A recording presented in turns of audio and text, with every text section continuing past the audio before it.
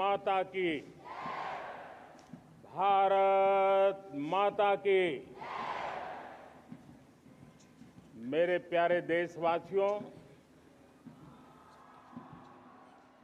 मेरे परिवारजन, आज वो शुभ घड़ी है जब हम देश के लिए मर मिटने वाले, देश की आजादी के लिए अपना जीवन समर्पित करने वाले, आजीवन संघर्ष करने वाले, फांसी के तख्त पर चढ़कर के भारत मां की जय के नारे लगाने वाले अनगिनत आजादी के दीवानों को नमन करने का ये पर्व है। उनका पुण्य स्मरण करने का पर्व है। आजादी के दीवानों ने आज हमें आजादी के इस पर्व में स्वतंत्रता की सांस लेने के लिए सौभाग्य दिया है। यह देश उनका ऋणी है। ऐसे हर महापुरुष के प्रति हम अपना श्रद्धा भाव व्यक्त करते हैं। मेरे प्यारे देशवासियों, आज जो महानुभाव संपत्ति खोई है, राष्ट्र ने भी पारावार नुकसान भोगा है। मैं आज उन सब के प्रति अपनी संवेदना व्यक्त करता हूं और मैं उन्हें विश्वास दिलाता हूं कि यह देश इस संकट की घड़ी में उन सब के साथ खड़ा है। मेरे प्यारे देशवासियों, हम जरा आजादी के पहले के वो दिन याद करें। सैकड़ों साल की गुलामी, हर कालखंड संघर्ष का रहा। युवा हो, बुजुर्ग हो, किसान हो, महिला हो, आदिवासी हो, उन्होंने गुलामी के खिलाफ जंग लड़ते रहे, अविरत जंग लड़ते रहे। इतिहास गवाह है कि 1857 के स्वातंत्र संग्राम जिसको हम याद करते हैं, उसके पूर्व भी हमारे देश के कई आदिवासी क्षेत्र थे जहां आजादी का जंग लड़ा जाता था।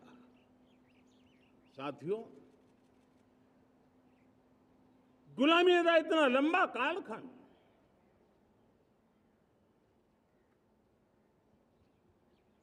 जुल्मी शासक, अपरंपार यातनाएं, सामान्य से सामान्य मानवीयों का विश्वास तोड़ने की हर तरकीबें, उसके बावजूद भी उस समय की जनसंख्या के हिसाब से करीब 40 करोड़ देशवासी आजादी के पूर्व 40 करोड़ देशवासियों ने वो जज्बा दिखाया, वो सामर्थ्य दिखाया, वो एक सपना लेकर के चले, एक संकल्प लेकर के चलते रहे, जूझते रहे। एक ही स्वर था, वंदे मातरम। एक ही सपना था, भारत की आजादी का। 40 करोड़ देशवासियों ने, और हमें गर्व है कि हमारी रगों में उन्हीं का खून है। वो हमारे पूर्वज थे। सिर्फ 40 करोड़ लोगों ने दुनिया की महासत्ता को उखाड़ करके फेंक दिया था, गुलामी की जंजीरों को तोड़ दिया था। अगर हमारे पूर्वज, जिनका खून हमारी रगों में है, आज हम तो 140 करोड़ है। अगर 40 करोड़ गुलामी की बेड़ियों को तोड़ सकते हैं, देश के लिए जीने की प्रतिबद्धता समृद्ध भारत भी बना सकती है।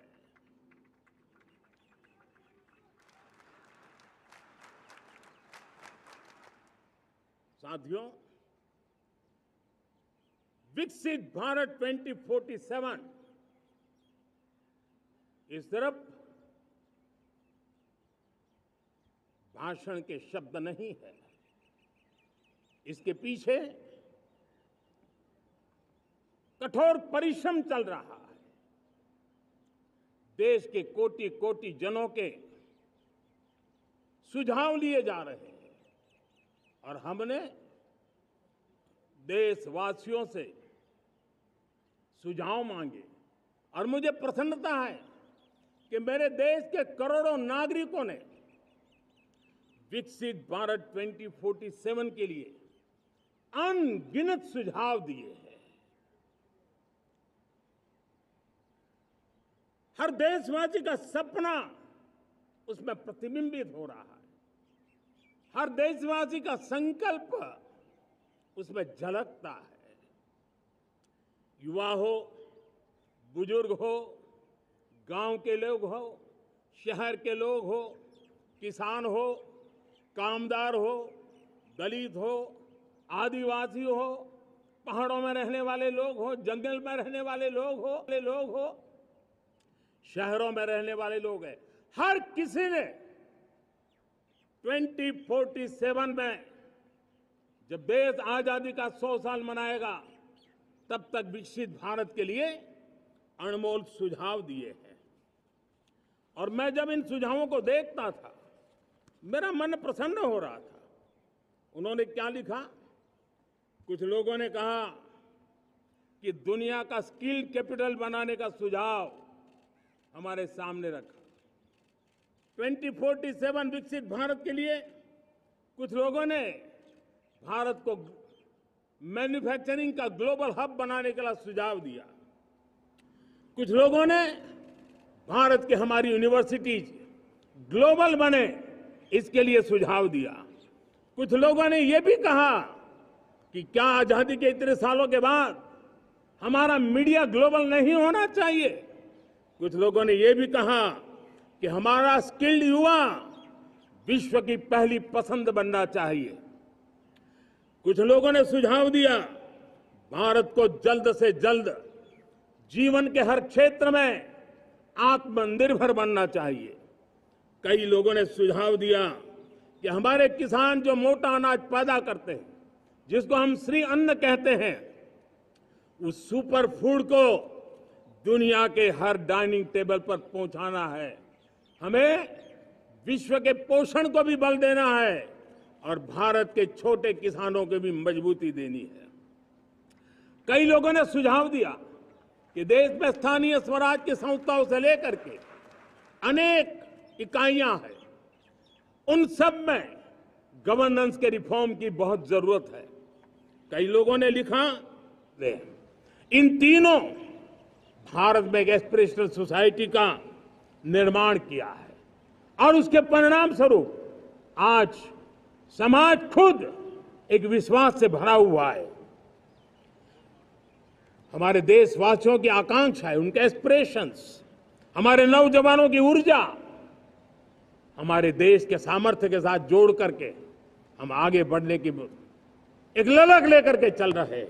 मुझे विश्वास है रोजगार और स्वरोजगार नए रिकॉर्ड के अवसर पर हम काम किया है। प्रति व्यक्ति आज आय दोगुनी करने में हम सफल हुए हैं। ग्लोबल ग्रोथ में भारत का योगदान बड़ा है। भारत का एक्सपोर्ट लगातार बढ़ रहा है। विदेशी मुद्रा भंडार लगातार बढ़ा हुआ है, पहले से 2 गुना पहुंचा है। ग्लोबल संस्थानों का भारत के प्रति भरोसा बढ़ा है। मुझे विश्वास है भारत की दिशा सही है, भारत की गति तेज है और भारत के सपनों में सामर्थ्य है। लेकिन इन सबके साथ संवेदनशीलता का हमारा मार्ग हमारे लिए ऊर्जा में एक नई चेतना भरता है। मम भाव हमारे कार्य की शैली है। समभाव भी चाहिए, मम भाव भी चाहिए, उसको लेकर के हम चल रहे हैं। साथियों, मैं जब कोरोना काल को याद करता हूं, कोरोना की वैश्विक महामारी के बीच सबसे तेजी से इकोनॉमी को बेहतर बनाने वाला कोई देश है तो वो देश भारत है। तब लगता है कि हमारी दिशा सही है। जब जात पात मत पंथ ऊपर उठकर हर घर तिरंगा फहराया जाता है, तब लगता है देश की दिशा सही है। आज पूरा देश तिरंगा है, हर घर तिरंगा है। न कोई जात है, न कोई पात है, न कोई ऊंच है, न कोई नीच है, सभी भारतीय है। यही तो हमारी दिशा की ताकत है। जब हम 25 करोड़ लोगों को गरीबी से बाहर निकालते हैं, तब हमारा विश्वास पक्का हो जाता है कि हमने गति को बराबर मेंटेन किया है और सपनों को साकार करना दूर नहीं है। जब 100 से अधिक आकांक्षी जिले अपने अपने राज्य के अच्छे जिलों की स्पर्धा कर रहे हैं, बराबरी करने लगे हैं, तो हमें लगता है कि हमारी दिशा और गति दोनों सामर्थ्यवान है। जब हमारे उन आदिवासी साथियों को वो मदद मिलती है, पीएम जनमन के द्वारा उनको जो योजनाएं पहुंची थी, आबादी बहुत छोटी है लेकिन बहुत दूर सुदूर इलाकों में छुटपुट परिवार रहते हैं, हमने उनको खोज के निकाला है, उनके लिए चिंता की है। तब लगता है कि संवेदनशीलता से जब काम करते हैं तब संतोष कितना मिलता है। वर्किंग वुमेन के लिए पेड मैटरनिटी लीव 12 हफ्ते से बढ़ा करके 26 हफ्ते कर देते हैं। तब सिर्फ नारी का सम्मान ही करते इतना नहीं है, नारी के प्रति संवेदनशील भाव से निर्णय करते इतना नहीं, लेकिन उसके गोद में जो बच्चा पला है ना, उसको एक उत्तम नागरिक बनाने के लिए मां की जो जरूरत है उसमें सरकार रुकावट न बने, इस संवेदनशील भावना से उस निर्णय को हम करते हैं।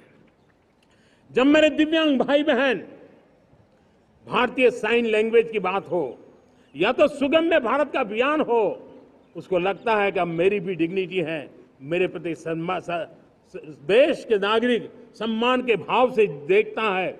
और पैरालंपिक में तो हमारे खिलाड़ी नई नई ताकत दिखाने लगे हैं। तब लगता है कि ये जो मेरा मम भाव है, हम सबका मम भाव है, उसकी ताकत नजर आती है। हमारे ट्रांसजेंडर समाज के प्रति हम जिस संवेदना के साथ निर्णय बना रहे हैं, हम नए नए कानून बना रहे हैं, उनको सम्मान का जीवन देने के लिए हम प्रयास कर रहे हैं, तब बदलाव की हमारी दिशा सही दिखता है। सेवा भाव से किए गए इन कामों का, जो त्रिविध मार्गों से हम चले हुए, इन कामों का एक सीधा सीधा लाभ आज उसके परिणाम के रूप में हमें नजर आ रहा है। 60 साल बाद लगातार तीसरी बार आपने हमें देश सेवा का मौका दिया है। मेरे 140 करोड़ देशवासी, आपने जो आशीर्वाद दिए हैं, उस आशीर्वाद में मेरे लिए एक ही संदेश है, जन जन की सेवा, हर परिवार की सेवा, हर क्षेत्र की सेवा, और सेवा भाव से समाज की शक्ति को साथ लेकर के विकास की नई ऊंचाइयों पर पहुंचना। 2047 विकसित भारत के सपने को लेकर के चलना, उसी एक संदेश को लेकर मैं आज लाल किले की प्राचीर से हमें आशीर्वाद देने के लिए मैं कोटि कोटि देशवासियों का सर झुका करके आभार व्यक्त करता हूं। मैं उनके प्रति नतमस्तक होता हूं और मैं उनको विश्वास दिलाता हूं कि हमें नई ऊंचाइयों को नए जोश के साथ आगे बढ़ना है। हमें सिर्फ जो हो गया है वो संतोष मान करके बैठने वाले हम लोग नहीं हैं। वो हमारे संस्कार में नहीं है। हम कुछ और करने के लिए, कुछ और आगे बढ़ने के लिए और कुछ और नई ऊंचाइयों को पार करने के लिए हम आगे बढ़ना चाहते हैं। विकास को, समृद्धि को, सपनों को साकार करने को, संकल्प को लिए जीवन खपाने को हम अपना स्वभाव बनाना चाहते हैं, देशवासियों का स्वभाव बनाना चाहते हैं। मेरे प्यारे देशवासियों, आज नई शिक्षा नीति बहुतेक मात्रा में कई राज्यों ने उसको अच्छा इनिशिएटिव लिए है और उसके कारण आज एक 21वीं सदी के अनुरूप हमारी शिक्षा व्यवस्था को जो हम बल देना चाहते हैं और विकसित भारत के सपने के लिए जिस प्रकार से मानव समूह तैयार करना चाहते हैं, नई शिक्षा नीति बहुत बड़ी भूमिका अदा। मैं नहीं चाहता हूं कि मेरे देश के नौजवानों को अब विदेशों में पढ़ने के लिए मजबूर होना पड़े। मध्यम वर्गीय परिवार के लाखों करोड़ों रुपया बच्चों को विदेश पढ़ने के लिए भेजने में खर्च हो जाए। हम यहाँ ऐसी शिक्षा व्यवस्था का विकसित करना चाहते हैं कि मेरे देश के नौजवानों को विदेश जाना न पड़े, मेरे मध्यम वर्गीय परिवारों को लाखों करोड़ रुपया खर्च करना न पड़े। इतना ही नहीं, ऐसे संस्थान निर्माण हो ताकि विदेशों से लोग भारत के अंदर उनका मुंह मोड़े। अभी अभी हमने बिहार का हमारा गौरवप्रद इतिहास रहा है, नालंदा यूनिवर्सिटी का पुनर्निर्माण किया है। फिर से एक बार नालंदा यूनिवर्सिटी काम करना शुरू कर दिया है, लेकिन हमें शिक्षा के क्षेत्र में फिर से एक बार सदियों पुराने उस नालंदा स्पिरिट को जगाना होगा, उस नालंदा स्पिरिट को जीना होगा, उस नालंदा स्पिरिट को लेकर के बड़े विश्वास के साथ विश्व की ज्ञान की परंपराओं को नई चेतना देने का काम हमें करना होगा। मुझे पक्का विश्वास है कि नई शिक्षा नीति ने मातृभाषा पर बल दिया है। मैं राज्य सरकारों से कहूंगा, मैं देश की सभी संस्थानों से कहूंगा कि भाषा के कारण हमारे देश की टैलेंट को रुकावट नहीं आनी चाहिए, भाषा अवरुद्ध नहीं होनी चाहिए। मातृभाषा का सामर्थ्य हमारे देश के छोटे छोटे गरीब से गरीब मां के बेटे को भी सपने पूरा करने का ताकत देता है। और इसलिए हमने हमारी मातृभाषा में पढ़ाई, जीवन में मातृभाषा का स्थान, परिवार में मातृभाषा का स्थान, उसकी ओर हमें बल देना होगा। मेरे प्यारे देशवासियों, जिस प्रकार से आज विश्व का बदलाव नजर आ रहा है और तब आज कोई भी योजना को चुनाव के साथ जोड़ देना आसान हो गया है, क्योंकि हर 3 महीने 6 महीने कहीं न कहीं चुनाव चल रहा है। कोई भी योजना जाहिर करोगे आप तो मीडिया में देखेंगे, चुनाव आया तो फलाना हो गया, चुनाव आया तो फलाना हो गया। हर काम को चुनाव के रंग से रंग दिया गया है और इसलिए देश में व्यापक चर्चा हुई है। सभी राजनीतिक दलों ने अपने विचार रखे हैं। एक कमेटी ने बहुत बढ़िया अपना रिपोर्ट तैयार किया है। वन नेशन वन इलेक्शन के लिए देश को आगे आना होगा। मैं लाल किले से तिरंगे की साक्षी में देश के राजनीतिक दलों से आग्रह करता हूं, देश के संविधान को समझने वाले लोगों से आग्रह करता हूं कि भारत की प्रगति के लिए, भारत के संसाधनों का सर्वाधिक उपयोग जन सामान्य के लिए हो, उसके लिए वन नेशन वन इलेक्शन के सपने को साकार करने के लिए हमें आगे आना चाहिए। मेरे प्यारे देशवासियों, भारत का स्वर्णिम कालखंड है। 2047 विकसित भारत, ये हमारी प्रतीक्षा कर रहा है। बाधाएं, रुकावटें, चुनौतियां, उसको परास्त करके एक दृढ़ संकल्प के साथ ये देश चलने के लिए प्रतिबद्ध है। और साथियों, मैं साफ देख रहा हूं, मेरे विचारों में कोई झिझक नहीं है, मेरे सपनों के सामने कोई पर्दा नहीं है। मैं साफ साफ देख सकता हूं कि यह देश 140 करोड़ देशवासियों के परिश्रम से हमारे पूर्वजों का खून हमारी रगों में है।